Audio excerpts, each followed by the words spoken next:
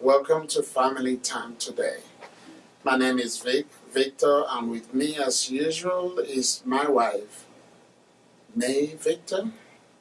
Welcome, viewers. That's it? Yes, viewers, we just appreciate y'all every week for tuning in and watching the show. And we're getting some feedback, and we just want to encourage you to keep those feedbacks coming. And this is the time for you to call your friends, Facebook them, text them, tweet them, and tell them Family Time today is on air. That's not like it. Now you're welcome. Viewers, we are here. We got a good show for you. We got a good program. As you know, Family Time today is powered by Together Forever Ministries, Inc. And Together Forever is powered by Team Victor. Team Victor is powered by God, the Holy Spirit. So we have kind of different kinds of layers behind us, but by the grace of God, we are here. Today we're going to be talking about the challenges of cross-cultural, intercultural, however you want to define it, marriages. And we have a very dear friend of ours, a couple that will help us to navigate that. So we won't be talking about theories. We will talk about practicals from the horse's mouth. That's right. We'll have people who have been in the trenches. We have Mark and Caddy Kess. You're welcome, Mark and Caddy. Thanks for having us. Yes. Good to be here. Good to be here. Good. Mark and Katie have been married for 13 years. And Mark has been a Christian for 30 years. And Katie, 15 years. So we are all Christians. We all believe in the Christian scriptures. Now, for us to kind of start on the right footing, Mark, would you tell us, how did you all meet?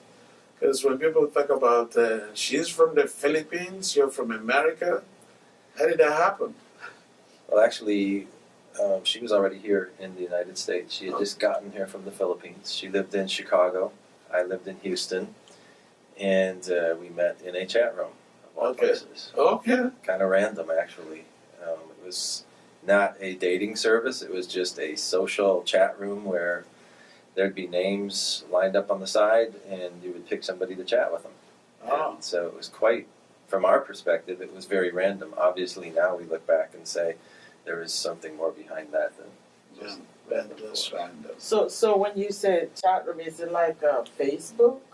There, at that time, Or- at the time that at we the met, time, there was okay. no Facebook and There there were was no no Facebook. visuals. You would just have a nickname and you pick Okay. the nickname and type it in, and it was just like texting. Okay, so no pictures. No pic, not at the Okay. time. No.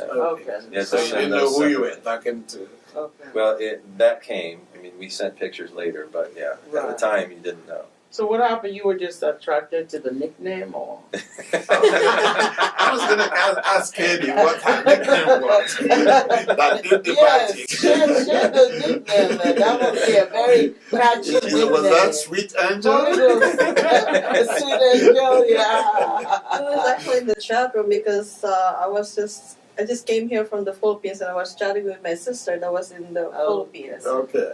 And my nickname is not really Nothing catchy. Huh? nothing fancy. Just my name, I think. No, it was Kitty Cat. Oh, Kitty Cat, yeah. Kitty cat. That gets people attention. Okay. Oh, my yeah.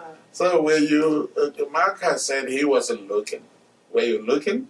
No, I was just talking to my sister and then I was just here, so I don't have money to pay for long distance. So like, oh, the chat room is free, so just arrange a schedule with my sister that was back home to talk to her online. Okay. Okay. And then from talking to your sister, you started talking to And someone then that I guess he just sent a message like, I don't even remember. Do you want to chat? Oh yeah, something like that, and It's started really easy talking. back then. Yeah. So from then onwards, how long did it really progress to talking about serious stuff? Well, he was serious in the beginning. He always talks about faith and God, and from the first time we, chatted online. His God and his Yeah. faith. So yeah, that's like He was pretty much preaching to you. pretty much. And I think before that I was like got moving back. Like I was saying before that I didn't have a boyfriend at that time, so I was like praying to God like give me a man that would love God more than he would love me, and like I just said like be careful what you pray for. You know, get it. That is awesome. That's awesome. That's were you kind of scared? I mean, like when or were you like standoffish, or were you interested suddenly or curious when you got this message from him? Well, it was one Sunday afternoon. I was by myself in my sister's room, so I was just bored and Okay. Just something to do. Yeah. Okay. I think it was the same day she gave me her phone number. Okay. I think it was the same day. You called. Wow. Yeah, so we actually did speak to each other either that day or shortly thereafter on the phone. Yeah. So when did you start getting the vibe, Kathy, that this man might be interested in more than chatting? Big brother. Oh no, yeah. Big brother. He pretended to be like a big brother. He was gonna help you. A new immigrant in the United States is gonna, tell me what's to watch out and all of that stuff. Okay. So we were actually chatting online or talking on the phone for 6 months or so before we actually met. Okay. Yeah. Till October. When did he propose before he met you? Or? Oh no. Okay. It was just like, just put a face to the voice. To or the name. voice. Okay. Oh, I mean, we sent pictures, Okay. which he sent a picture of a different, like a model. And then, Okay. oh, wow. That's what you said. Yeah. So I think my wife was asking, did you keep him in suspense? You know how women, when in physical, you kind of let him chase you. Oh, yeah, like I'm not like into I'm not really like open, like talkative, and he'll ask me a lot of questions. Oh, okay. And it'd just be like a short answer. So, Direct to the point. yeah. So, Mark, when did you make up your mind that this is not about chatting anymore? I think after we met in person. Okay. Yeah. Okay. So basically, what it was is that it kind of progressed. Right. You know, you let things just work itself out, right? Yes. Was there at a time that one of you felt kind of like smoldered? I mean, like,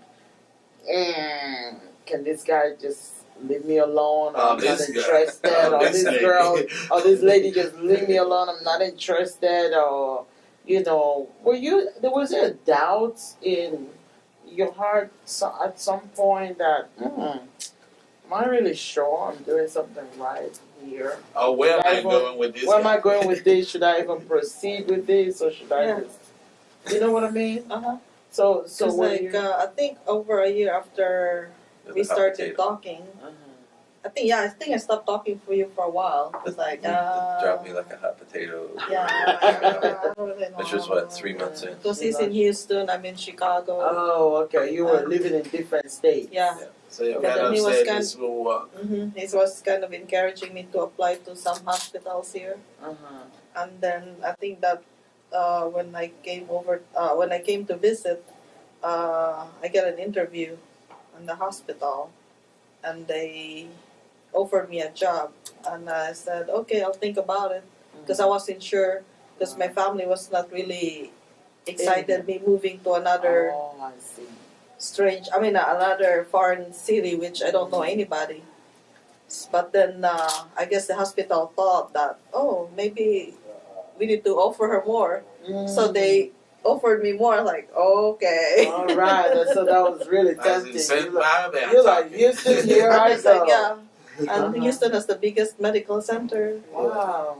So That's awesome. I guess I don't think it's just like by chance. I think it's You believe it's divine. divine. It's divine. It has to be a divine connection. Yeah, because if looking back, I was like, wow. If like you don't know if it's safe for that. I mean, looking back, it doesn't sound really right, safe. right. Moving into a city where you don't know anybody. Anybody, yeah.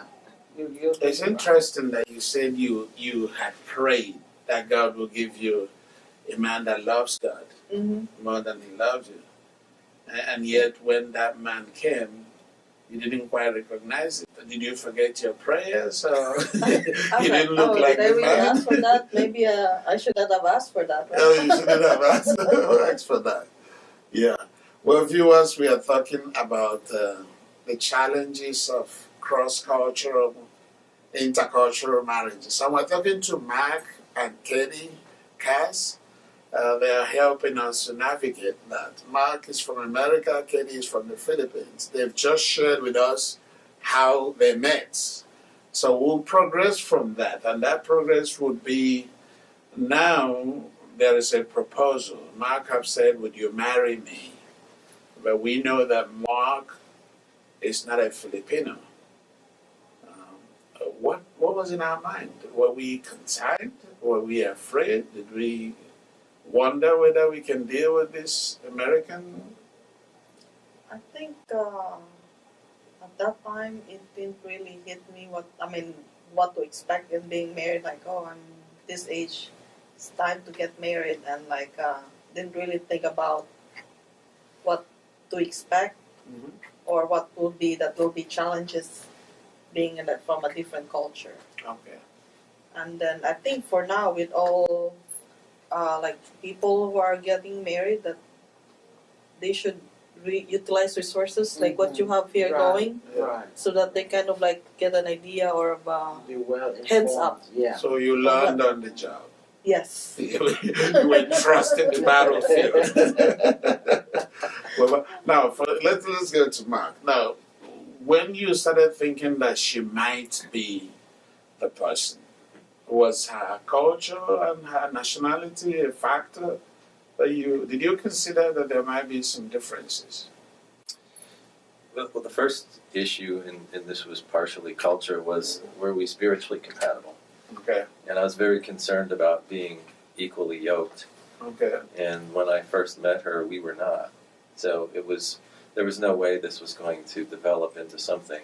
And I was consistently, as she said, preaching at her, whatever you want to call it, and also praying for her and for her soul.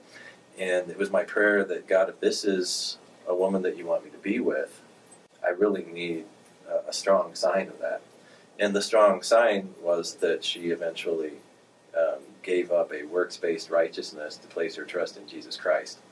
And when that happened, it was very clear to me at that point in time. So I had been in a very bad marriage before. And I had thought, having been through that, I've made all the mistakes that one can make in a marriage. It was a disaster. Went through a horrible divorce. It was the worst time in my life. And I just saw this as a chance to start over. I was looking this time, in my first marriage I really wasn't looking at character. This time I was.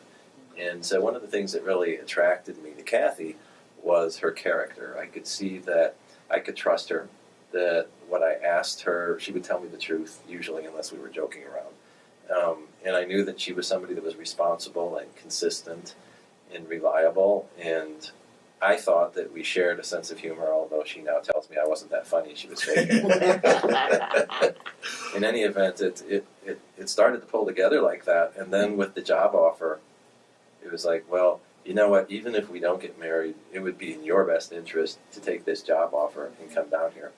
But I felt we really needed to be together and date before we decided, yeah, we're going to go get married. It's funny you talked about equally yoked.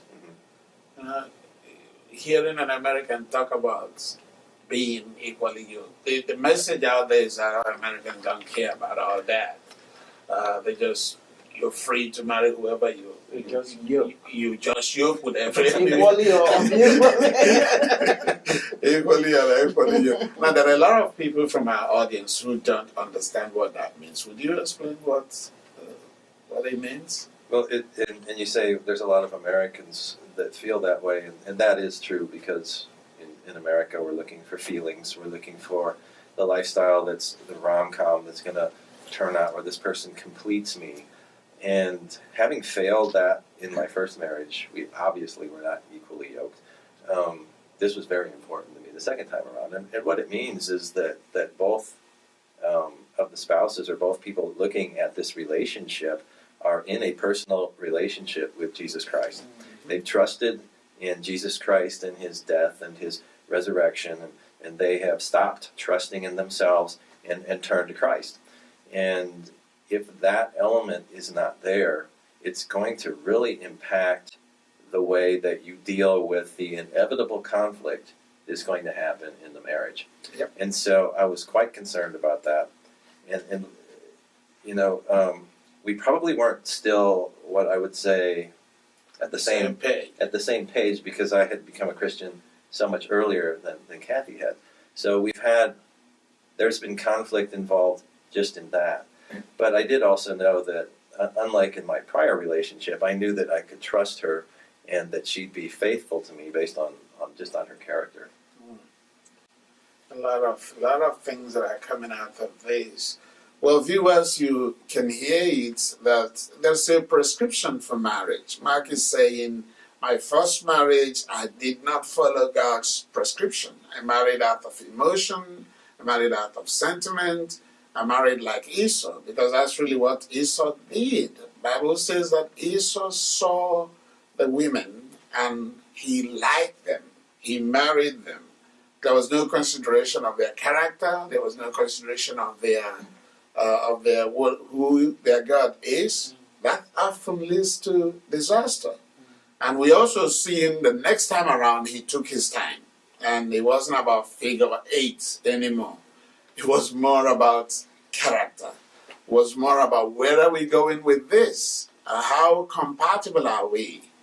Because the figure 8 you trust me, after a month or two, you forget the figure 8. So those things are not enduring. Thank you, Mark, for that. That's really, I'm sure our viewers are watching and gaining some things. Now, let me go to the other, because what you said is important. You marrying someone who is a baby Christian.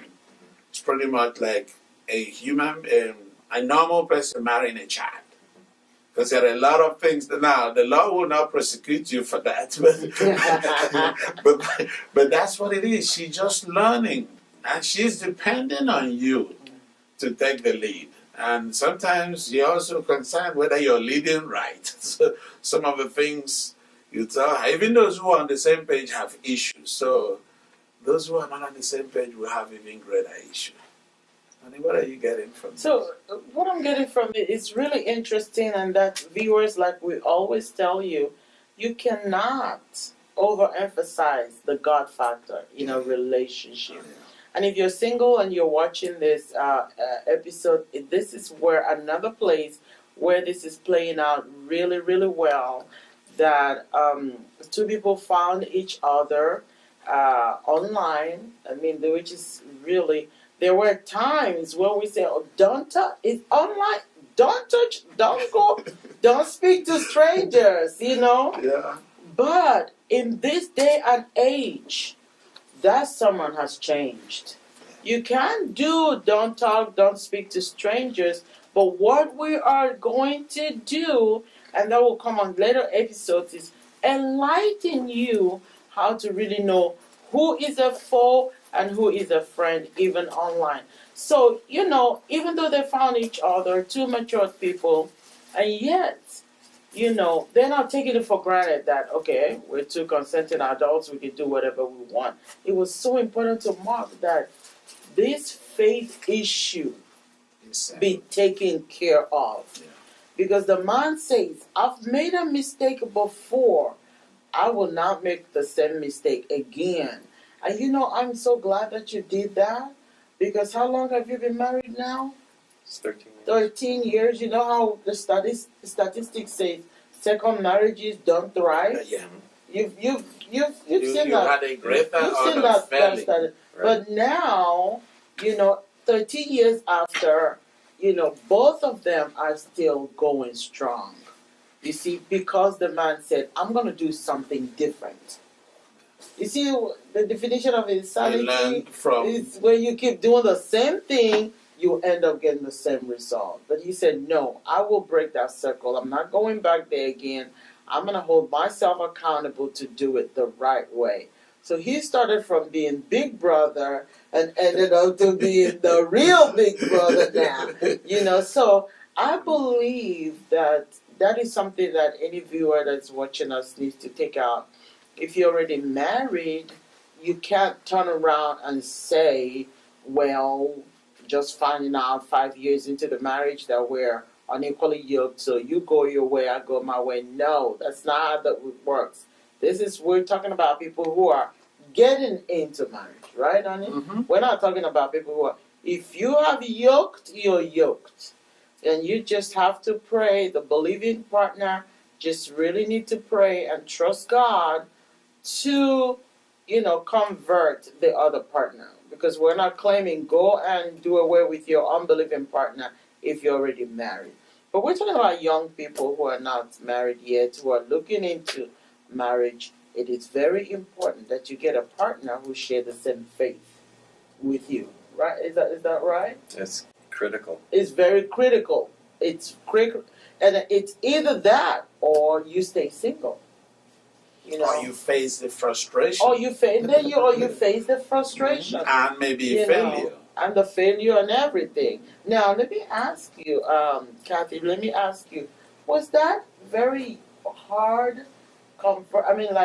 Were you were born a Christian, or were you into another religion? Yeah, I was before? in a work-based You were religion. word-based religion. Mhm. Is that Christian? A work-based, use Roman Catholic. Oh, Roman Catholic. Okay, so it's not like Buddhism No. or something like a Mhm. Muslim. No. Okay, so you were in a Christian religion, but not knowing the Christ of Christianity, Yeah. right? Okay, so was it hard, finding the Lord Jesus Christ as your Savior?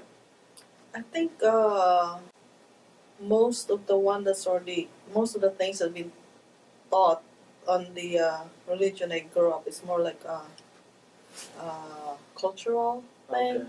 But then, like when he was probing me or like asking me questions about my faith, a lot of things is like I really didn't understand. I really didn't believe it. So like when he was explaining, it's like the Christian faith centers on Christ and your dependency on Him. It's not like what you can do to deserve your salvation, but what has Christ has done for you.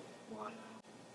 So that was like that's the like the difference that I have realized after talking to him. Right. This is awesome. You know why this is awesome, Mark? You really deserve some real wonderful kudos here, because usually men are not.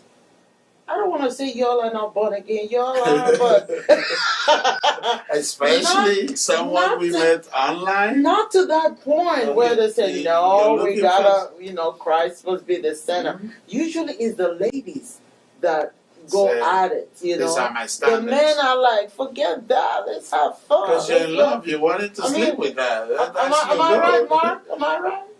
Well, I already, again, I'm not coming at it like this was my first marriage. This was my first time. I'm 21 years old trying to figure this Trying to out. figure this out. I Okay, was- all I was- right. Obviously much older the second time through, and I made so many mistakes the first time around. And I had, been through. There were, let's just say, there were plenty of red flags I chose to ignore the first time around, and I paid for that and was still paying for that even into our marriage. And so it wasn't like I just got out of college and I was like, who cares, whatever, I'm going to go do this. I was in a different position because God had put me through some hurt first. I wouldn't have probably, there were a lot of things that probably would have been different in our marriage had I not gone through all of that pain and struggle beforehand. Sure. So. But the reason why I'm commending you is that you are a man who's gone through. You don't know how many people gone through pain and struggle. First marriage, pain and struggle. Second marriage, pain and Keep struggle, doing the same third thing. marriage, to the point that we are admonishing, why don't you just stay single? You can't get it right. Because if you can't get it right, God has taken you through see, some lessons. yes, You're not and learning we're the not lesson. learning. You know, isn't it just sometimes we make the same mistake over and over again? Here you have it, viewers. Even if you've been divorced and you have another shot at getting married, you can get it right. You I mean, can that's get just it right. that's simple. You can get it right and remove yourself from the statistics that second marriages will fail within a couple of years or something like that. You know, so you have a couple here. The only difference is somebody did something different. Somebody insisted on something. Now, we have 2 minutes. Let me go to Kelly. At this time, the Mark was setting these standards. Were you in love with Mark? Would you say you are? At that time, Yes. I would say like I think people are like in our culture today, like the romance. Okay. Yes, Oh, there's a okay. romantic feeling. Okay. But then when you get into marriage, So it's different. not the romance that's gonna keep you together. Mhm. Because there'll be, like I mean, if we said even if you're both of the parties are Christian, there'll be struggles. Right. So it's like a matter of, are you just when you have the struggle, are you gonna face it together, or It's much get more out of the than pain romance. Mhm. as quickly as possible? Yeah. It's much more than romance, viewers. That's what Kat is saying. There gotta be something that is deeper than your feelings, something that is stronger than your emotions and platonic stuff. And that's what marriage is based on. If you marry like, again, Esau did in the Bible, just anyone, you don't care about whether you're equally yoked or not. You don't care about the longevity of your marriage. You're going to end up in statistics. But by the grace of God, hopefully this is helping you. We will come back and we will talk about the other part of it. But Mark, I want to ask you the same question that I asked Kathy. At this time that you were insisting on her Christianity, were you in love with her? And how did you manage that emotion? I think that's probably what propelled me into a deeper prayer life, was because I was praying for her every day. Okay. And I was praying for God to draw her into a saving relationship. And I knew that if that didn't happen, the marriage wasn't going to happen. And yeah, we were already attracted because I had gone and visited her in Chicago, and we'd gone out on dates and done a bunch of fun stuff. And the attraction was there at the time. And but that was it. I mean, that was the key. And to me, that was the sign when she said, yeah, I want to be a Christian, and I want to go to church with you. And that was it. That was the key. Auntie, did you feel overwhelmed? I take classes with Mark, and I know that if Mark says 10 things, 8 of them is about God and Christianity. So did you feel at some point that this God thing is just too much? Can we talk about another thing? Oh yes. Okay. Because he has this passion for ministry, and I think when we get married, I didn't really know what I signed up for. Yeah. You know, like I didn't know what I'm getting myself into. Like, okay, ministry. So it's like that's another struggle that we face. Going through. And I tell you, maybe I'm prophesying now, Mark, there are more revelations, you know. Visions are revealed in phases. That's where Mark is now. There's going to be a lot more that is revealed to him. Maybe he's going to Sahara Desert, who knows? So more would come, but God will give you the grace. That's the key. my prayer. Mhm, God will that's give the the grace and wisdom. So don't ever think, oh no, I can't handle that. Say, Father, give me the grace to handle it.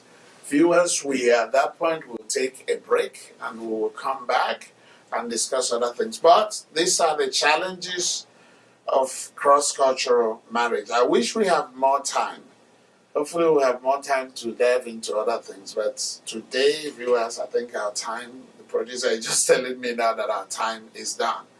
It has gone fast, honey.